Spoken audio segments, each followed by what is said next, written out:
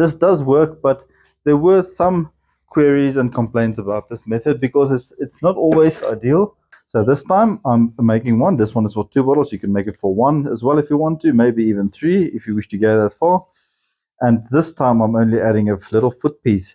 Now the idea is basically simple. On the one that's upright, I once again made a 45 degree at the bottom, a 45 degree angle.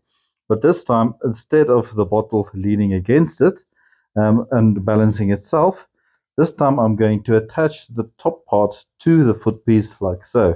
In other words, if it stands on the foot piece like that at the bottom, it's got some support and you do not need to worry how full the bottles are every time, but it gives the same effect more or less of the bottles being balanced. So what did I do? Once again, 45 degree angles at the bottom here. Now there's a couple of ways you can do this. You can do it with a table saw set at 45 degrees.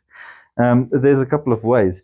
Other thing is I didn't make both angles half of the 45 degrees. In other words, I didn't make the one like 22.5 degrees and the other one as well. Made one 45 degree angle. It's much simpler.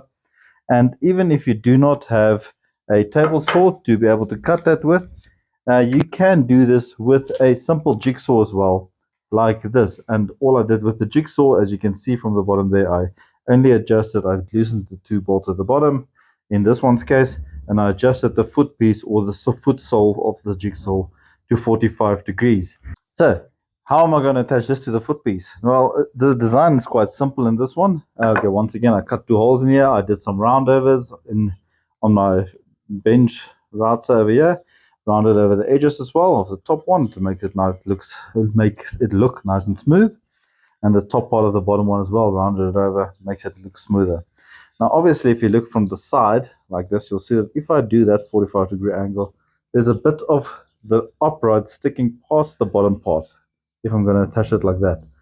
So it would not look entirely right, but we'll get to how I'm going to smooth that over in a slight bit. So firstly, I only put them together like this to get the thickness of the bottom one, like that. Let me hold it this way.